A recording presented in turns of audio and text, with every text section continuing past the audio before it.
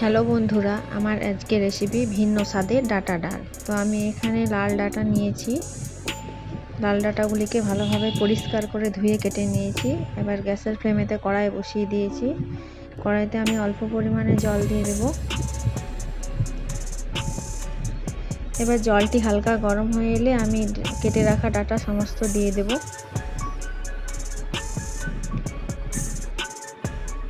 এবার ডাটাটি সিদ্ধ হওয়ার জন্য পরিমাণ মতো নুন আর পরিমাণ মতো হলুদ দিয়ে দেব।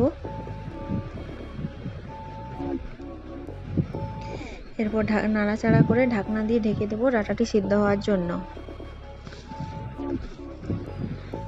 ডাটাটি আমার সিদ্ধ হয়ে এসেছে। আমি এখানে 3 চামচ মতো মসুর ডাল আগে থেকে ধুয়ে রেখেছিলাম।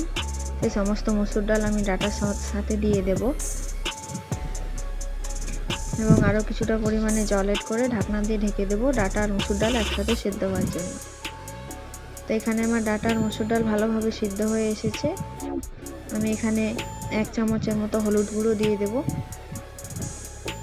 ডাটা আর ডাল যখন সিদ্ধ হয়ে আসবে তখন হলুদ গুঁড়োটা অ্যাড করবে। তো আমার ডাটা ডাল সিদ্ধ হয়ে এসেছে, আমি এক সাইডে রেখে দেব। এবার গ্যাসের ফ্লেমেতে আরও কড়াই বসিয়ে দিয়েছি। কড়াইয়ে অল্প পরিমাণে তেল দিয়ে দেব এবং ফোড়ন হিসাবে আমি এখানে 5 ফোড়ন ইউজ করছি। 5 ফোড়ন থেকে আমার সুন্দর গন্ধ বেরিয়ে এলে এখানে আমি অল্প পরিমাণে আদা রসুন পেঁয়াজের পেস্ট দিয়ে দেব। আমি এখানে বেশি কিছু মশলা অ্যাড করব না, খুবই অল্প অল্প মশলা অ্যাড করব। দিয়ে দিলাম পরিমাণ মতো হলুদ,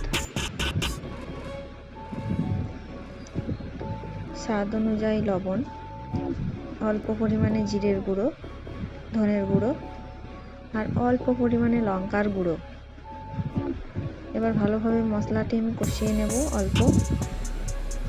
এবার আগে থেকে সিদ্ধ করে ডাটা ডালটি আমি এখানে দিয়ে দেব এবং ফুটতে দেব।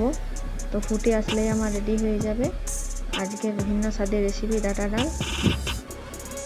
তো এই হলো আমার আজকের রেসিপি ডাটা ডাল। ভিডিওটি কেমন লাগলো? ভিডিওটি ভালো লাগলে চ্যানেলটি লাইক সাবস্ক্রাইব করবেন।